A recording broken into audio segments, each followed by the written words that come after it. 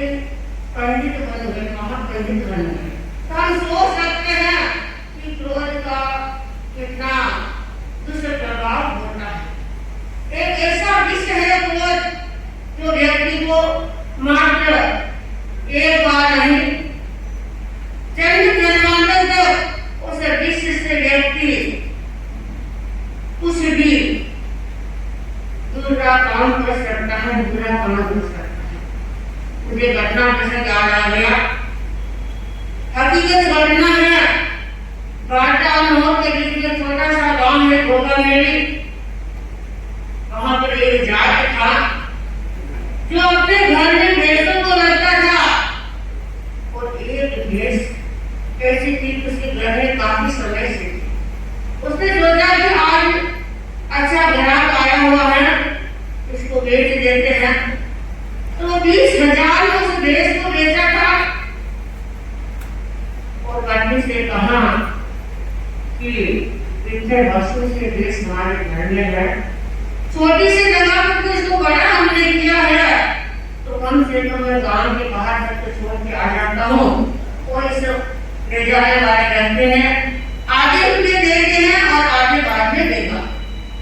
तो वो 10,000 होते थे, और पत्नी की काम में लगी हुई थी, जल्दी में थी। तो उसने क्या किया, गोदरेज को खोला नहीं और उन रुपयों को गोदरेज के ऊपर रख दिया। आप देखिए जेब और जार भरा कि क्रोधी स्वभाव का था। कितने कितने प्रयास किए गए कि उसने कोई घर में संतान नहीं की, पहले काफी देवी देवता को रोका, बहुत सारी मन्नतें भी की, चारों के एक पुत्र हुआ। पुत्र का आशा लालन पोषण भी किया है, और उस समय मात्र 4-5 वर्ष का बच्चा था, और बच्चे ने देख लिया कि आज मां ने कुछ गोदरेज के ऊपर रखा है, क्योंकि बच्चों को कोई चीज हम नहीं बताते हैं, तो बच्चे को उत्सुकता रहती है कि क्या चीज है। और मां जल्दी में तो बाहर पानी लेने के लिए चली गई। जाट घर नहीं पहुंचा, उसने पहले जाटनी घर से आ गई, और आते ही बच्चे ने अपनी मां से कहा, मामा इधर आओ, वजह दिखाता हूँ। और उस समय क्या है कि चूल्हा जल रहा था, आजकल तो गैस आ गए और उस जमाने में, और गाँव में तो आज भी कई घरों में चूल्हे जलते हैं, और चूल्हे के ऊपर गाय भैंसों के लिए वो जो खाना बना के तैयार हो रहा था, और बच्चा एक लकड़ी लेकर के एक नोट को उतारता जा रहा है, और चूल्हे में डालता जा, जैसे ही वो कागज का नोट अंदर जाता है तो अग्नि तेज हो जाती है। तो एक नोट लेकर के आया बच्चा और चूल्हे में डाला कि देखो देखो माँ कितना अच्छा हो रहा, मजा आ रहा है। माँ ने देखा कि लगता है कि बच्चे ने तो सारे नोट को चुरा दिए।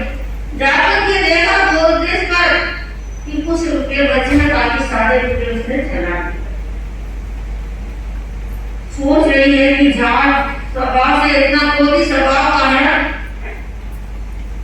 और इसके क्रोध को काबू पाना बड़ा मुश्किल है, और क्या किया जाए। बोलने की हिम्मत नहीं है जाट के आगे। जैसे ही जाट देश को पहुंचा करके घर में आया, आते ही अपने से मरीज से कहा कि वो जो रुपये है कहाँ रखे, गोदरेज थोड़ा दिखा नहीं, कागज रुपये कहाँ है, बोले नहीं। जाट ने फिर दूसरी बार और पूछा कि और कहाँ रखी है बताओ तो सही। फिर भी जाट ने और नहीं बोली नहीं। अब बार-बार आवाज देने लगे हैं, तो फिर उसने जोर से कहा कि क्या बताते नहीं है क्या नोट कहाँ रखे हैं। तब जाट ने कहा नोट तो बेटे ने जला। अरे सारे नोट जला नहीं क्या, नहीं कुछ बच्चे को ऊपर पड़े। अब क्या करें। जाट को इतना भयंकर गुस्सा आया कि वो आपे से बाहर हो गया। न पत्नी को देखता है, व्यक्ति को जाता है, न अपनी संतान को देखता है, न अपने व्यापार को देखता है, क्योंकि क्रोध किसी उम्र के साथ संबंध नहीं रखता। एक छोटे बच्चे को भी आ सकता है, युवा को भी आ सकता है, एक वृद्ध को भी आ सकता है। वो क्रोध करके समय देखता है कि ये कौन सा समय है, प्रातः काल का समय है या दोपहर वाला शाम का समय है, कोई समय नहीं देखता। जाट को इतना भयंकर गुस्सा आया, बेटे को हाथ में उठाया और उसके दोनों पेट पकड़ करके जाट से देखा नहीं गया कि इतनी मनोदया करने के बाद घर में बैठा हुआ है और जाट का इतना भयंकर गुस्सा, मुझे से इतना प्रेम है, इतना लोभ है इसके भीतर में कि एक बेटे को इसने मार डाला। जाट से रहा नहीं गया और पीछे गई जहाँ गाय जैसे बंदी थी, वहां एक पानी का कुंड था। अपनी ओढ़नी को बोल करके बाहर आकर के सीधी छलांग लगाती कुंड में। जाट ने देखा कि क्या बात है, जाट जी कहाँ गई है। 3-4-5 घंटे व्यतीत हो गए। जब देखा कि जाट जी अभी तक घर में आई नहीं है, आ जाएगी थोड़ी देर बाद। माँ को अपनी संतान का अति को मोह होता है, क्योंकि तो माँ की ममता अलग ही होती है। खुद माँ को देख लेती है लेकिन अपने बच्चे को कहीं कष्ट न हो ऐसी उसकी स्थिति होती है। देखा कि 3-4 बजे अभी तक जाट नहीं आई है, भूख भी लगी है जोरदार से कि जाकर के देखो मैंने तो पीछे क्या हो गए, इतने घंटे हो गए। जाट पीछे गया तो उसकी जो ओढ़नी थी ओढ़ने वाले मत बाहर कर गया और उसका सब उस पानी के ऊपर गिर रहा है। देखो मैंने एक पुत्र को मारा और इसके मुंह पर से कटने की गई। अब मेरा संसार जीने से क्या मतलब है, नहीं रहने में फायदा है। और लोग क्या कहेंगे, इस रुपये के लालच में तुमने अपने पुत्र को मारा और पीछे पत्नी को भी मारना पड़ा। इससे अच्छा है कि मैं जाकर के मर जाऊं ताकि लोगों में मेरा नाम तक का नहीं होगा। यही करने की फांसी लगा के मर गया। आया अंदर और बच्चे के झूले की रस्सी लटक रही थी, डाली अपने गले में रस्सी और तत्काल खींचा और तार का जीवन उड़ गया। देखिए एक क्रोध के कारण केवल एक व्यक्ति नहीं पूरे परिवार का नाश हो गया। हम समझ सकते हैं कि क्रोध कितना बड़ा जहर है, अग्नि है। तुलसी देवी एक गीतिका में कहा है, छोड़ो क्यों कौन क्रोध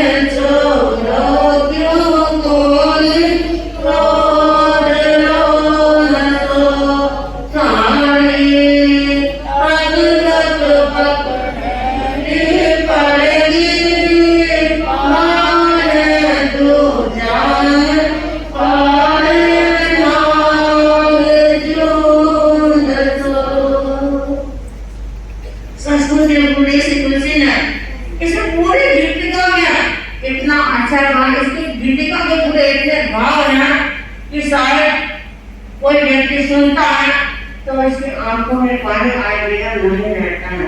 मुझे तो थोड़ा गाना कम आता है, लेकिन शादी से जब गाते हैं तो पूरी परिसर का माहौल अलग बन जाता है।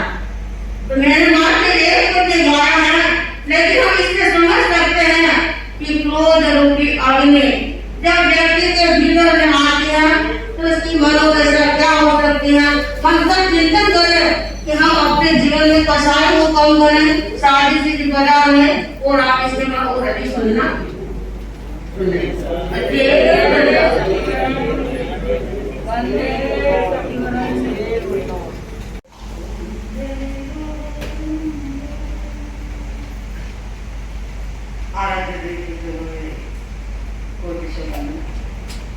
वंदनीय साथी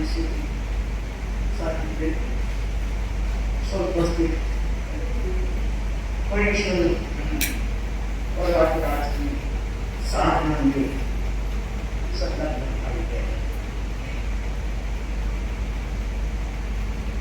परीक्षण कर चतुर्थ दिन आज मौन का संदेश लेकर के आया। बंधु, हमारी वाणी के माध्यम से ही हमारे जीवन के सारे क्रिया लाभ चलती है। यदि वाणी नहीं होती तो न इंडस्ट्री एरिया होता, न मीडिया होता, न पथदर्शक होता, न मार्गदर्शक होता, न प्रभु वाणी होती, न प्रतिपादन के विधि बसते।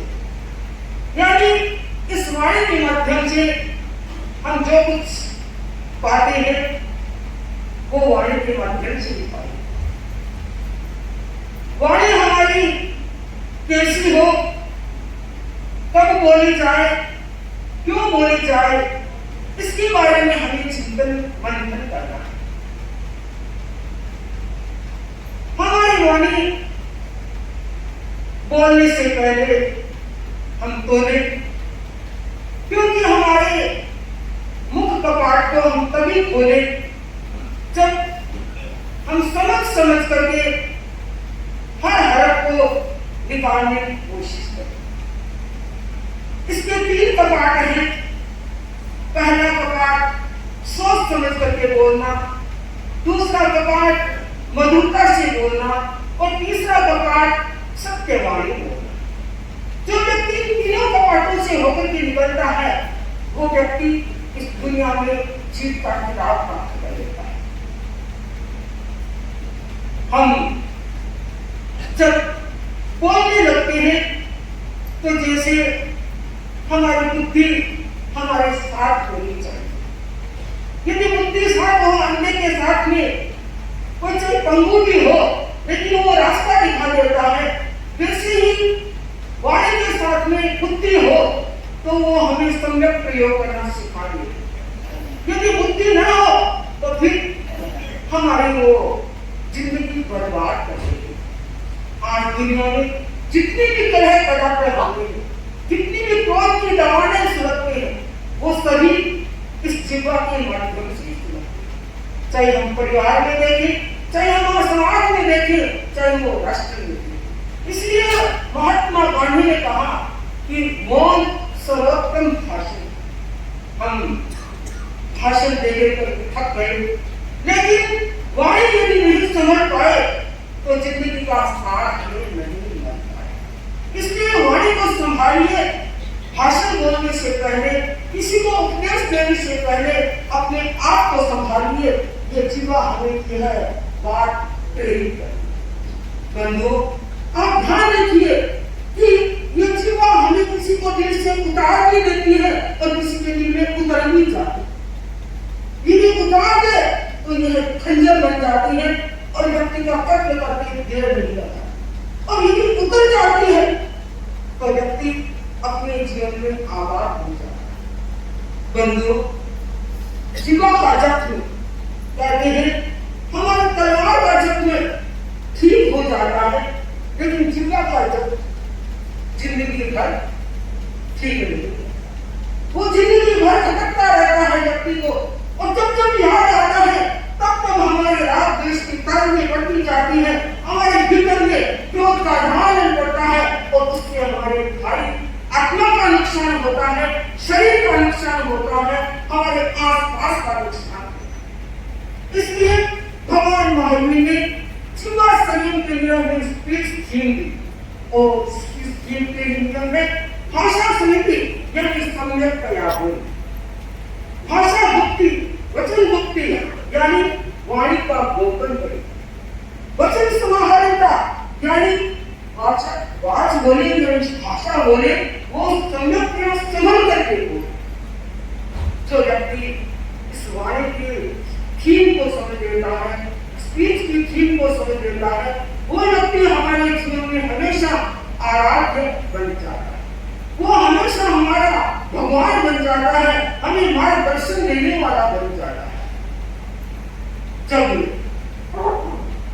चाची ने अपने पति चर्ची को कहा कि देखिए हमारा बेटा अभी 1 साल का ही हुआ है और बोलने लग गया है, कैसे डराकर ये बोल रहा है। चर्ची ने तत्काल कहा मनुष्य की यही तो सबसे बड़ी विडंबना है कि वो बोलते सीखता है, बोलना सीखता है, 1 साल ही उसे नहीं लगता, लेकिन चुप रहने में वो जिंदगी भर खपा लेता है। यदि वो चुप रहना जानता ही नहीं। महात्मा अरविंद कहते हैं कि चुप रहने में, मौन रहने में हम अपनी आत्मा की भाषा को सुन सकते हैं। यह मौन सर्वोत्तम भाषण है, मौन सर्वोत्तम ऐसा स्वर है जो भगवान से हमें जोड़ता है, जो भगवान से हमें शुरुआ पद्धति में सहायक बनता है। तो बंधुओं, चाहिए हमारे जीवन में कि हम अधिक सुने और कम बोले। हमारे परमारथ है गुरुदेव को हम देखते हैं, गुरुदेव महास्वामी जी आप जब भी जाओ कितनी भी बात कहो, गुरुदेव सुनते रहेंगे, मुस्कुराते रहेंगे, सुनते रहेंगे, मुस्कुराते रहेंगे और एक शब्द में उसका निचोड़ निकाल देते हैं, हमें बता देते। तो यह एक बहुत बड़ी शक्ति होती है। कहते हैं हमारे आगमन में आया है मौनम मुनि समारोह, यानी मौन मुनि का एक तरह आभूषण है और मौन के माध्यम से साधु अपने कर्मों को खपा लेता है। जो मौन रहकर के अपनी साधना करता है वो शीघ्र ही सिद्धि को प्राप्त कर लेता है और जो बोलता है उसमें देर लगती है। कहते हैं कि जीवन में हमारी ये जीवन हमें अच्छा और सुखकर आनंद का जीवन भी देती है और हमें दुख कर आनंद दुखानंद का भी जीवन देती है। जो व्यक्ति इस जीवन को समझ करके चलाता है वो व्यक्ति सुख और आनंद का जीवन जीने के लिए अपने आप में होशियार बन जाता है। हमारे आगों में आता है कि हमें मधुर और मीठी वाली बोलनी चाहिए। साधु बहुत सुने, कन्या ही बहुत सुने, अच्छे ही, यानी बहुत सुनता है, बहुत देखता है, लेकिन उसे हर बात कहने की नहीं। यदि साधु कहता है तो प्रायश्चित का भागी बनता है और बोलता है तो कठोर भाषा बोलता है तो उसका भी वो प्रायश्चित का भागी बनता है। कहते हैं कि राधा कृष्ण एक बार रूस गए, रूस में उस समय कांग्रेस स्टालिन का साम्राज्य था, वहां गए और थाल में बेलपत्र सजा करके गए। सबने आश्चर्य किया कि बेलपत्र ये क्यों है, लेकिन जो स्पीच देने के लिए खड़े हुए तब उन्होंने कहा कि यह बेलपत्र हमारे भारत में पवित्र माना जाता है, इसकी पूजा की जाती है और इसको शिव जी के यहाँ चढ़ाया जाता है।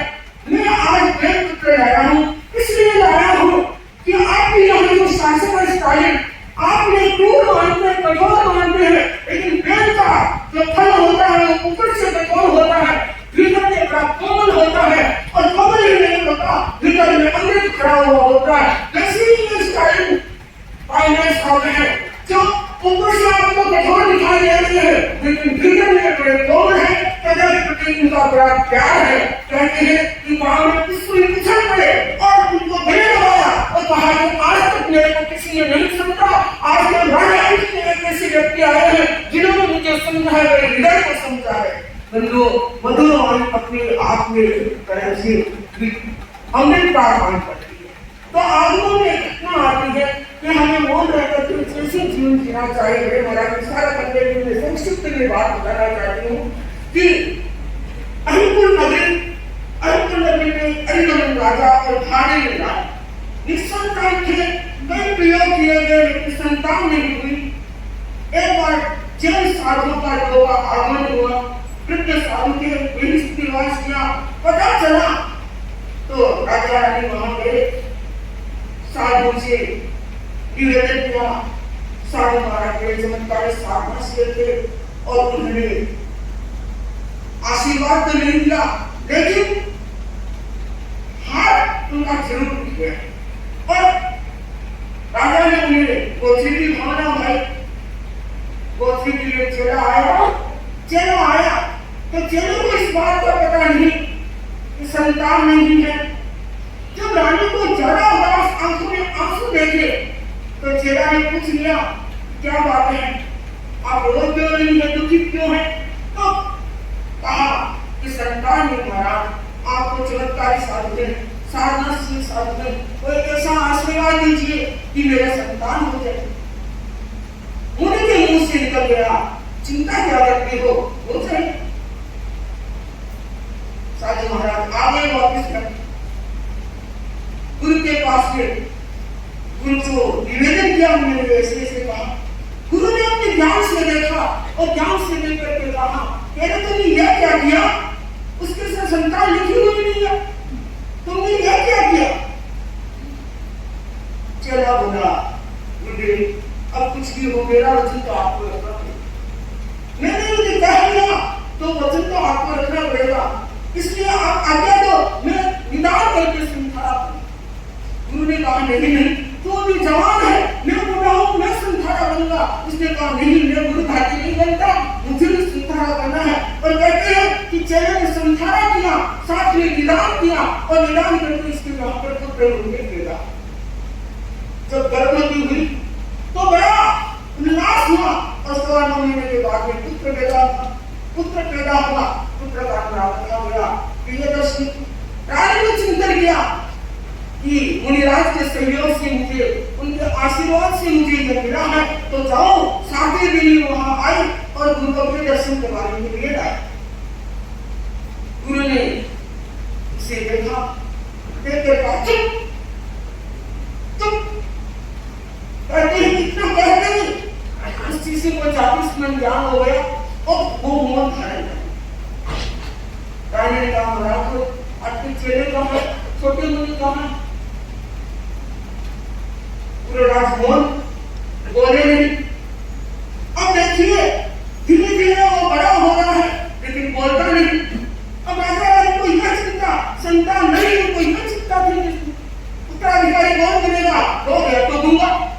अब किसको उत्तराधिकारी बने, बड़ी चिंता, बड़े उपचार किए गए लेकिन वो ठीक नहीं हो रहा है। आखिर कहते हैं यो अवस्था आ गई। यो अवस्था में एक बार वो अपने कर्मचारियों के साथ में, दोस्तों के साथ में बगीचे में घूम रहा था। घूमते घूमते ही ऊपर एक बाग पक्षी तोते जो टेटे बोल रहा था उसने झपटा है और झपटे ही वो तोता नीचे गिरा, आकर के सीधा राजकुमार जहां घूम रहा था वही आकर के राजकुमार ने उसे उठाया और उठा करके कहा, अरे तू बोला क्यों? तू बोला कभी तो टेटे बोला, कभी तो बाग पक्षी मेरे पर झपटा, तो बोला क्यों?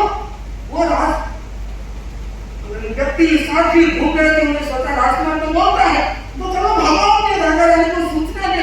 भागे गए, राजा रानी को सूचना दी। राजा रानी बड़े खुश हुए, प्रसन्न हुए, दौड़े आए, लेकिन राजकुमार मौन बोलता नहीं। अब क्या करे? राजा रानी ने कहा तुम झूठी सूचना दी, इसको फांसी पर लटकाओ। अब इसकी फांसी आ गई। अब वो गिड़गिड़ाता है, बहुत विनती करता है, राजकुमार आप जानते हो बोलना, आप बोल दो मेरी जिंदगी को क्यों खराब करी हो, मेरे पीछे मेरा पूरा परिवार बर्बाद हो जाएगा। आखिर कहते हैं कि राजकुमार एक बार बोला, तू बोला क्यों? यदि तुमने जाकर के वहां पर कहा तब तुम्हें फांसी आई, यदि तुम जाकर के नहीं कहते तो फांसी नहीं आती। राजा रानी वही खड़े थे, उन्होंने कहा बेटा तुम बोलते हो, जानते हो कि बोलते नहीं। तो उसने अपना रहस्य बताया कि माता जी पिताजी मैं बोला तभी तो मुझे दूसरा जन्म लेना पड़ा, अन्यथा मैं जन्म नहीं लेता, उसी वक्त में मोक्ष चला जाता। अब मैं पुनः साधु बन करके मोक्ष जाऊंगा और माँ बाप से आज्ञा लेकर के वो मोक्ष जाऊंगी। तो कहने का मतलब बोलने वाला खतरे में होता है, न बोलने वाला, मौन रहने वाला अपने जीवन को उगाड़ देता है। तो बंधुओं, आज का मौन दिवस हमारे जीवन में मौन का संदेश लेकर के आया है। हम हमेशा बोले तो तोल करके बोले, अपनी जबान को खोले और इस मैनेजमेंट को अपन अच्छी तरह समझे कि हमारी बोली हमारे लिए खान है, हमारे लिए यदि खान नहीं मिली तो तूफान बन जाएगी जो हमारे जीवन में जिंदगी को बर्बाद कर देगी। तो बर्बाद होने से बचाएं, अपने जीवन को सुख और आनंद में बनाए। इसी को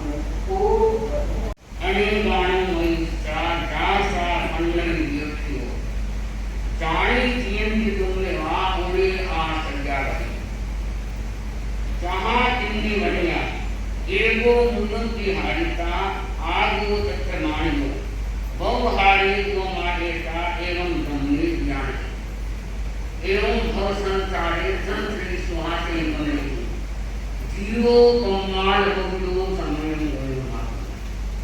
बुद्धि परिमुरे करी काम गए नगरे संजय संति मगन चरुहरे समय भगवान हरि को कहा गया, बनते ऐसी ऐसी आत्मा है जो आगम के माध्यम से सुनी है कि उनका कभी मोक्ष नहीं हो सकता, चाहे वो देवलोक में गया है और धनाटे शेष भी बना है, परंतु वो मोक्ष को प्राप्त नहीं कर सकता। तो क्या उसके पास संकट रहता है क्या? भगवान ने कहा, हे गौतम, हे गव्यकामियों, वो मिथ्यात्व युक्त है जो ऐसी आत्मा होती है, वो उनका मिथ्यात्व है। जितना साधु बैठा है, साधु बन ले रखा है, आचार्य भी विराजमान है, परंतु वो मिथ्यात्व है, संकेत उनके पास प्राप्त नहीं होते। तो बनते आप हमारे भगवती सूत्र में कहा गया है कि जो संकेती आत्मा है वो नरकों में जा सकते हैं। क्या इसको आप हमें अच्छी तरह से समझाए, क्योंकि आत्मा संकेती है, फिर वो नरक में जा सकती है क्या? भगवान ने कहा, वे उत्तम बंदे करने नहीं जा सकती। एक बात है कि जो संकेत प्राप्त हो गया उससे पूरे दिन क्या नरक का आयुष्य बंधन कर दिया, तो उनको तो नरक में जाना ही पड़ेगा, क्योंकि जैसे राजा कहने था बनते ने समझ गया। आपने फरमाया बताया कि ऐ बड़ी आत्मा कभी भली नहीं बनेगी और ऐ बड़ी का कभी संसार से मुक्ति होगी नहीं।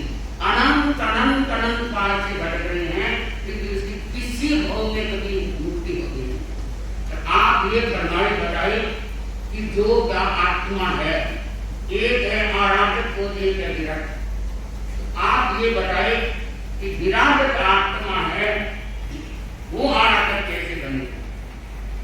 भगवान ने कहा कि ये भव्य आत्मा, क्योंकि विराटता जब प्राप्त होती है कि व्यक्ति त्याग कर लेता है, तो त्याग को तोड़ देता है, उसका प्रायश्चित नहीं लेता है, उस समय में वो विराटता का बंधन कर देता है। और व्यक्ति क्या है कि अनेक प्रकार के दुष्कार्य करता है, क्रूर रहता है और किसी के साथ प्रेम स्नेह नहीं रखता, वाणी में हमेशा विषय उनका चुनता रहता है, वो व्यक्ति विराटता की ओर प्रस्थान कर देता है। तो विराटक से आराधक वो व्यक्ति बन सकता है, जैसे भोगी से भोगी नहीं बनेगा, पर विराटक से आराधक बन सकता है। तो कब बनेगा कि वो अपने दोषों का विशुद्धि करके प्रायश्चित करे।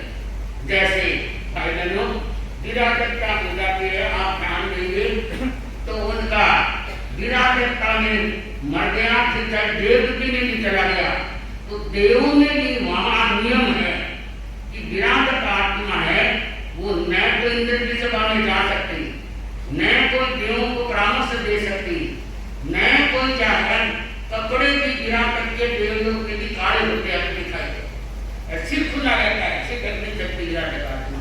कैसे नहीं ढक सकती?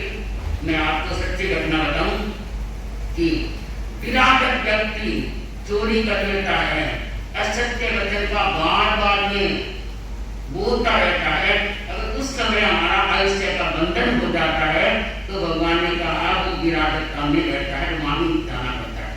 कैसे जाना पड़ता है?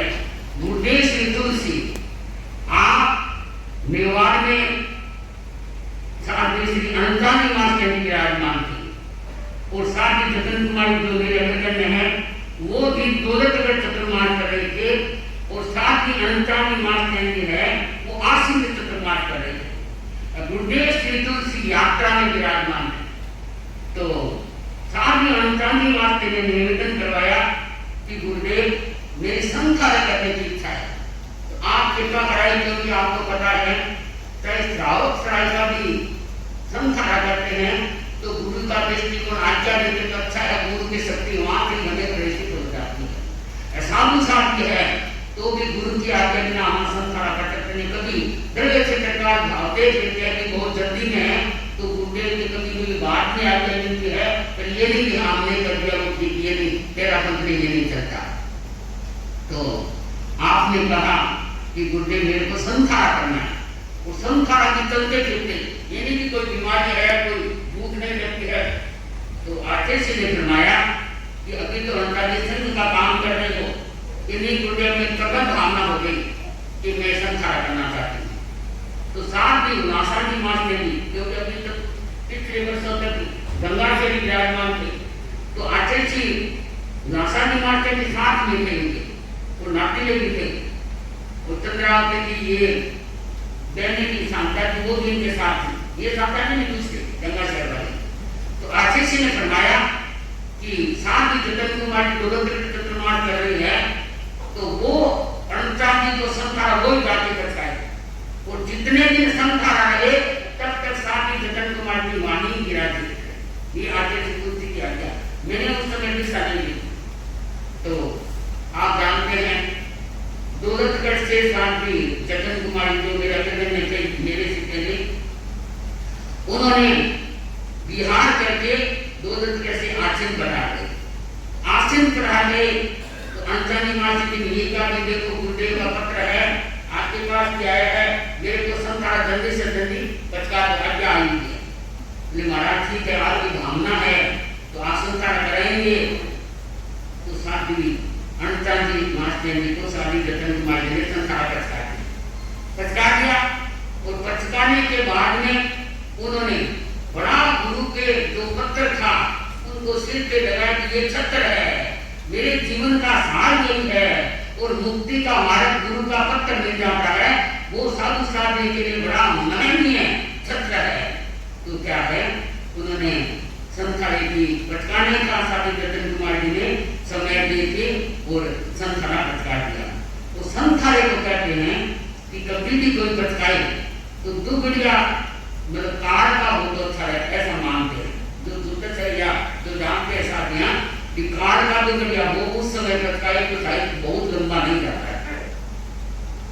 पचका दिया अब पचकने के बाद में सात चलता जैसे हमारा कल्पनीय है समय उसमें आगम पड़ते तो जम्बू प्रकृति सूर्य प्रकृति पढ़ रहे थे साथ के साथ में तो पढ़ रहे थे तो उसमें तामिल तापस का और कई विराटत का बातें आई क्योंकि तामिल तापस से विराटत नहीं दूसरों की।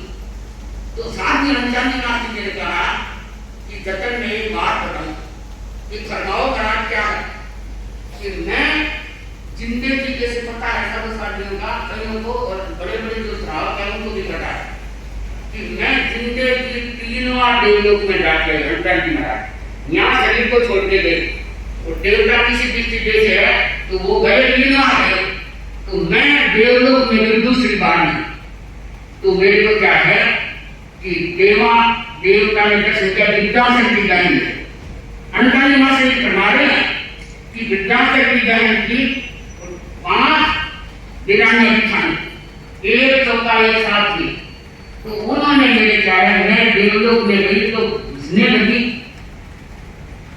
तो विराटत देवियां खड़ी थी सबके काले कपड़े जैसे खुले तो मेरा दर्शन करके एक जन ने बोला बचे मनाली महाराज। तो मैंने कहा कि देवानु के मैंने क्या कहा नहीं बोल कि मूल रूप में भी चलो क्योंकि देवता मूल रूप में आए पता चल जाएगा आपका दादाजी है कोई लघुत है पति है मेरे मूल रूप में आए तो है और साधारण दिमाग से लिखा पड़ती देव प्रति को मूल से लाई जाए तो वो देवता की मर्जी। तो अंतर दिमाग से ये कहा कि देवानुप्रिय आप है वो न मैंने पहचाना नहीं, तो आपका मूल रूप दिखाओ। तो बोले महाराज मूल रूप में शर्म आती है, अभी हमारा बड़ा मूल रूप है क्योंकि हमने ऐसा बंधन किया, तो मूल रूप में दिखाऊंगे मेरे को शर्म आती है, ऐसी बात है। तो विराट में आ गए, तो विराट में कैसे आए? तो बताने लगे उनके क्या है, घर में वृद्धाश्रम में 5 किराने के खाने, तो 5 के क्या है में ये तीसरे नंबर के थे जो बोल रही है विराट के लिए। तो इसने कहा कि मेरी है जिठानी 2 नंबर वाली, उसके हीरे का कंगन था, हीरे का कंगन, और हमारे घर में कभी ताला लगाया नहीं, और ऐसे ही पड़ा रहता। तो एक कंगन मैंने चुरा लिया, उसका कंगन चुरा लिया, वो चुरा के रख दिया।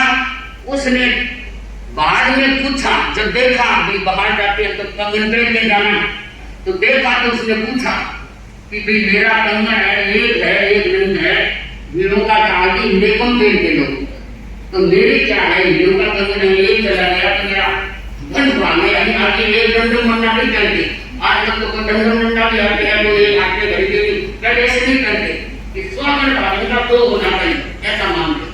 अच्छा कोई घड़ी लगा दिए तो उसके लाल चूड़ी डाल देते, ऐसा मानते। स्वागत का भी मान के आजकल तो पता ही नहीं चलता मेरे को, वो कोई उपेन क्या जाते हैं कि ये शादीशुदा है या तुम्हारी ये भी कोई स्थिति नहीं है, ठीक है। तो उन्होंने कहा कि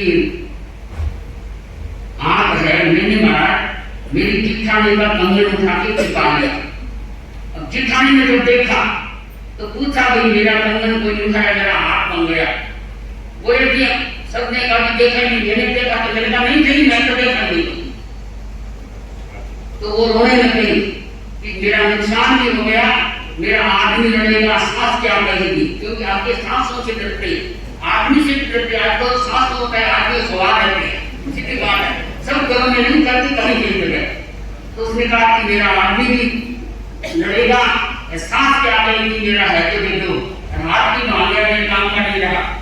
तो कहा कि हमने देखा नहीं, अब रोज होके 2-4 दिन ढूंढ दे रहे, सब जगह मिला नहीं। वो क्या है उनका आयुष के विराट में बन गया, इसका प्रायश्चित भी नहीं किया, झूठ ऐसा कैसे नहीं कहा। तो प्रायश्चित नहीं होगा भाई ना, सच्ची घटना है, ये नहीं मेरे काम नहीं कही है, गीता से भी है, नाम भी मेरे पास जो है मैं नाम नहीं बताते नहीं, आपको सारा बता दूंगी कि उनके क्या काम था। तो उन्होंने क्या किया कि मैंने ले लिया 5-7 दिनों में बाद में कोल्ड हो गई, कोल्ड की बीमारी। तो कोल्ड हो गई झटनी, एक 12 प्रकार की कोल्ड होती है, एक होती है सूखी जो शरीर सूखता जाता है, अंदर दर्द रहती है, एक झटनी कोल्ड होती है जो रस्सी जगह जगह घाव करके रस्सी चलती रहती है। तो मेरे झरनी कोल्ड हो गई, और इतना घर वाले थे, अच्छा पैसे वाले थे, बहुत क्या है इलाज भी कराया, पर दिन प्रतिदिन देना पड़ता है। उस कंगन को मैंने झरने कपड़ों के बीच में रख दिया, न तो कोई तो बेटा तीर वालों को, नए मैंने तीर वालों को दिया, नए मैंने पहना तो दे देते दरवाजे, नए बेच के खाया, हमारे घर में डर बहुत है, पर मैं कर्मों से खाली हो गई। तो क्या है तो मैंने उस कंगन को छिपा दिया पत्थरों, और बहुत ढूंढा, बहुत पूछा, रो के पूछा, हाथ जोड़ के पूछा, पर उनका भैया हमें तो कोई देखा नहीं, पता नहीं है। मेरा आयुष्य बन गया, आयुष्य बन के मैं विराट में आई। तो देवता का नियम है, विराट तैयार तो ज्ञान से देखेगा, तो ज्ञान से देखा तो विराट का आयुष्य मेरा यहाँ बनता है, और मैंने कंगन को चुरा लिया, और फिर ऊपर से झूठ लाए लोग लगाया, तो इस कारण से मेरा आयुष्य बन गया, और मेरे को यहाँ विराट में आना पड़ा। सारी बात अनंता निवासी जी को बता दी, और अनंता निवासी जी को वहाँ मूल परिषद में जाना था, तो वो देवियां कहते कि महाराज हमारा कुछ सुधार करो, ये विशेष बोल रही है कि महाराज कुछ बताओ। अनंता निवासी जी ने कहा कि देखो देवानुप्रिय, देवता त्याग नहीं कर सकता, अभी आपका कोई रास्ता नहीं। ऐसे करके वो तो देवों की दान सबका पीमान चले। वो देवियां कुछ खड़ी रही, वो खड़ी रही कि मैं जाऊंगी नहीं, ये वापस जाएंगी तो इनसे मैं बात करूँ। खड़ी रही जब उनका परिषद हो गई, अंजानी नाचने की, तो वापस जाने लगे तो वो बोली कि महाराज हमें आपकी पूरी आशा है, मेरे को कुछ तो बता के जाओ, मैंने तो बंधन कर लिया, अब मेरा टूटेगा कैसे। अंजानी नाचने ने कहा कि देवानंद प्रिय, आपके दिलों में ये लड़ाई भी करते हैं, झगड़ा भी करते हैं, तो आप अगर त्याग तो कर नहीं सकेंगे और आयुष से अगला है उसको बदल नहीं सकेंगे। एक बात हो सकती है कि आप आज से संकल्प कर लो कि देव का मेरे को कष्ट दे, दुख दे, मेरे को लड़ना नहीं, न प्रहार करना है, न कुछ इनके साथ ऐसा व्यवहार करना है। तो आपका क्या है, आगे का सुलभ है, समय है, निकल सकता है और कोई चारा नहीं है। तो क्या है, उन्होंने कहा ठीक है, इतनी बात करके जब जाने लगे तो अंतानिवास ने कहा कि देवानंद प्रिय, ये तो बता दो आप बता सकते हैं तो किस घर की है, कहाँ की है, ताकि आपने ऐसे बंधन किया और अब आप मन को क्या है शुद्ध बना लो। तो उसने कहा कि महाराज मैं मोतियों का काम, जितना सरकार जानते हैं हमारे मोतियों का काम, उन्होंने बताया कि हमारे मोतियों का काम था, बछड़े वाले होते सब खड़े, आगे खर्च होता नहीं था, तो वो काम था। घर में कोई संपदा की कमी नहीं थी, पर मैं लोभ के बस क्या कहूं, या मेरी ऐसी दुर्भावना बन गई तो मैंने कंगन को चुराया, भोग को खराब कर दिया। तो अब मैं कैसे निकल सकूं। तो भाई बहनों, कोई चारा नहीं था, बेचारी बेटी है, जाते जाते का दुख तो तुम्हारा देखा तो कम से कम इसने बात किया। तो बता रहे थे अंजानी नाचने की कि इसने अपना रूप बनाया इतना लंबा और मुंह इस बाहर चीप निकाल के खाऊं के तरह में ऐसे करके एक मिनट में सेलेक्ट किया। अंजानी नाचने ने बताया कि जतन में थी तो कलेजा नहीं खाता, कोई छोटा मोटा तो कलेजा ही खाता था, ऐसा गुरु। और क्या है, इस प्रकार से देख के मन में आया कि व्यक्ति छोटी छोटी गलतियों से गिरावट बन जाता है, ध्रुवों को खो देता है। तो इसलिए हर व्यक्ति को ये होना चाहिए कि जितना किया वो मैं गुरुदेव से प्रायश्चित लेकर शुद्ध हो जाऊं और आगे के लिए चाहे झुका रहना पड़े, पर ऐसा काम नहीं कि घर का तोड़ दिया। भाई बहनों, उन्होंने कोई लोग का कंगन तोड़ा, चाहे आप घर में आम मंगाए, कोई ने भाई दे दिया ये छोटे छोटे, और क्या दाग उनको चुपके दे दिए, ऐसा बड़ा बना लिया, ये भी एक प्रकार से चोरी है। कहने का तात्पर्य है कि छोटी छोटी चोरी और ऊपर से क्या मौका होती, तो व्यक्ति गिरावट में अगर उस समय आयुष्य बन जाता है तो गिरावट में मान लेता है। तो भाई बहनों, ये लगभग में पोल्यूशन नाम का मैं बताती हूँ। तो मैंने सिलीगुड़ी से तो मार्च किया, तो सिलीगुड़ी में मैंने ये बात बताई, मैंने जैसे आपको बताई है, तो जैसे सिलीगुड़ी के पहले कलकत्ते में जो गुरुदेव के साथ चतुर्मास किया था, आचार्य महात्मा जी के साथ कलकत्ते चतुर्मास में, तो मेरे को शासन माता साहब जी प्रमुखासी विराजमान थे। उन्होंने मेरे को कहा कि 15 दिन संगीत जी, 7 दिनों का 2 महीने की बारी है, तो 15 दिन तुम्हें व्याख्यान देना डालते। मैंने कहा व्याख्यान महाराज, तो मैं व्याख्यान देने जाती। 15 दिन पूरे हो गए तो 7 दिन प्रमुखासी शासन माता ने मेरे को बुला के कहा कि अगर तुम 7 दिन और दे दो तो चलाए, तो ठीक है, कोई बात नहीं। व्याख्यान देने के बाद में 15 दिन में जाती, 2-3 साथ मेरी वाले मेरे साथ जाती, तो 2 घंटा मेरे बदल जाता। हालांकि दूर नहीं रहता 15 लाख को। तो क्या है कि फिर मैंने 21 रात दिया, ठीक है, और भी देने वाले बहुत से मेरे से अच्छे थे, साथ ही अब तुम्हारा वो चलेगा करने के महाराज तो वो दूसरे साथियों को मौका दिया हो। तो मैंने ये घटना ली, तो कई लोग विद्यासर वाले मेरे पास आए कि महाराज आप पहले नाम कथा का कीमत बताना, वो मोतियों का है, दादी सुशेर का बड़ा नाम था, ये तो दयात्रे के समय की बात है, तो बड़ा नाम था, परंतु मैंने कहा कि नाम तो मेरे बड़े महाराज जी ने मना कर दिया है। साथ ही अंतर्निवासी जी तो बताया नाम, परंतु मैं बताती नहीं। पर ये है कि मोतियों का व्यापार वो बताते तो मैं नहीं बताती, तो मोतियों का व्यापार खुद था, वो जो नाम लिखा सर सब जानते किसका मोतियों का व्यापार था।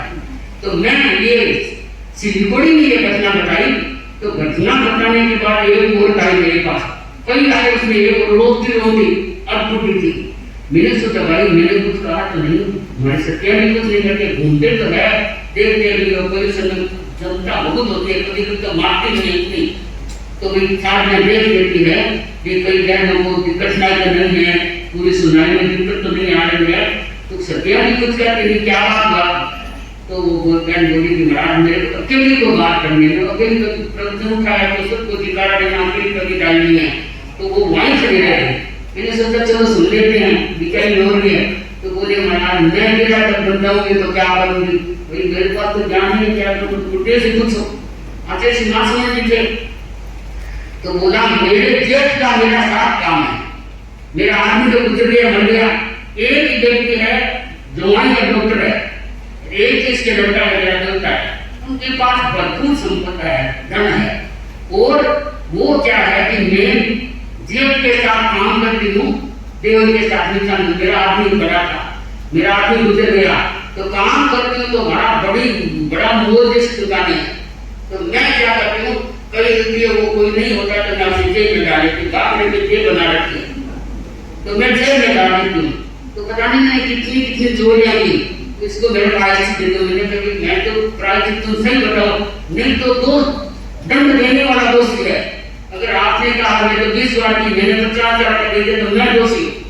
इसमें अपने आत्मा में आया है, चाहे गुरु जी हो शिष्य हो, अगर दंड देता है, ज्यादा दे देता है, इच्छा के बस ज्ञान बिना कही, तो वो दंडित होता है। तो मैं तो इतना बड़ा दंड आचार्य से देना आप, क्योंकि आपने बताया कि मैंने ऐसे चोरी किए, बुद्धे से लेने का, अब आप कह रहे तो कितने दिन में बता नहीं सकती, तो मैं दंड नहीं दे सकती। तो उसने कहा कि महाराज दुख इस बात का है कि मेरा जमाई है डॉक्टर, उनके पास भरपूर पैसा है, उनके बेटी यही बेटा करे रोटी दे रहा है, मेरा बहुत अच्छा लगती है, फिर भी मेरी बेटी ऐसी है, अब मेरे गुजर है, तो फिर वो गुरुदेव का दर्शन किया आते माता मंदिर का, वहां से प्राइस ले गए जो आपको बनाना जरूरी है। तो भाई बहनों मेरे कहने का मतलब है, वो तो बेचारी सीधे साधे थे तो दंड ले लिया। पता नहीं कितने लोग ऐसे बैठे हैं जो दुकानों में कहां से कहां माल को बेच देते हैं, कहां से कहां खा जाते हैं, कहां से कहां कर देते हैं। तो गिरावट बनेंगे फिर होना पड़ेगा, तो कौन देते हो कौन बात करनी आपका, भगवान महादेव निरंतर होता है कि बिहुनाई रयम तुरेकरम समय होयम मापनाई, हे गौतम हे बुद्धि आत्मा, विविध प्रकार की कर्मों से हम भटक रहे हैं, संसार में अनादिकाल से चक्कर निकाल रहे हैं। तो हमारा आत्मा का उद्धार और कल्याण कब होगा कि हम सही रूप में क्या है विराटक न बने, आराधक पद को प्राप्त करें और दृष्टि हमारी सम्यक रहे। सम्यक दर्शन व्यक्ति को प्राप्त हो जाता है तो वो मोक्ष का द्वार थोड़ा सीधा खोल देता है। तो पयुष्ण महापर्व में आपने मौन के बारे में सुना, कभी आप ध्यान के बारे में सुनेंगे, कभी आप खड्ग संग के बारे में सुना। सुनना भगवान ने कहा है एक बात है, सुन के हम हृदय में अवतरित करें कि हमारे अंदर कितनी अवगुण भरे हैं, कितनी क्या है कमियां हैं। उस कमियों को अगर एवं मणियान दिव्यम समयम गुणम मापमाएंगे, इस मनुष्य जीवन में नहीं निकालेंगे और वो तो हम कब निकालेंगे, क्योंकि हम तो कर्मों से भारी इतने हैं, वो तोड़ने वाला कोई नहीं है। मात्र जिस आत्मा ने बंधन किया है बंधनों उसको भी तोड़ना पड़ेगा। तो हम चिंतन करें कि कभी मैंने विराटता का काम किया है तो गुरु से हम छोटा मोटा है तो अनाथ है उनसे आप क्षमाया अपना और उनसे प्रायश्चित लेके शुद्धि कर ले, ताकि हमें विराटता में नहीं जाना पड़े। नहीं तो देवता का आपको पता ही है, साधुत्व का भी आयुष्य होता है, प्रतिबंध होता ही है, और हजारों वर्ष 10,000 से कम होता नहीं है। तो थोड़ी थोड़ी गलतियों में क्या है व्यक्ति बंधन करता रहता है, चाहे खाने में करे, चाहे धन में करे, चाहे संपदा में करे। तो मैं अब ज्यादा समय तो नहीं है क्योंकि मेरे को बहुत भी बांटना है। तपस्या बैठ भी 15 की तपस्या लेके आएगी तो उसके बारे में भी वो परिवारिक जन तो नहीं बोलेंगे, पर मैं तो तपस्या के गुणगान करूंगी। तो मैं 2 पद्य से इस बात को वाणी पर स्वयं एक छोटी सी घटना से बात को वाणी पर बहुत सुना, आपने बहुत कहना था, पर मैं अपनी बात को समेटूंगी। भाई करणो बहुत भाई इनमें तको लगन पाई, इन री महिमा सगरा गाई रे संयम माणी रो, संयम माणी रो। जो सरवर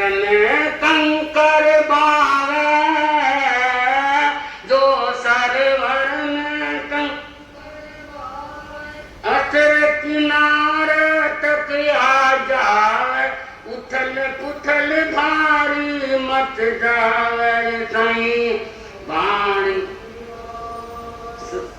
में पाणी रो साईं पाणी रो करनो बहुत जरूरी भाई करनो बहुत तक को लगन पाई इधरी माई माँ झगड़ा गाई सही पाणी रो सही बोले तब तो सब किसी को नहीं बोले बंधुओं कभी कभी व्यक्ति के झगड़ा धन से होता है कभी पद से होता है कभी लाल था भी मेरा नाम नहीं हुआ कि मेरा नाम नीचा कर दिया इसको करने से होता है। मैं आपको छोटी सी घटना से बात को पूरी करूं।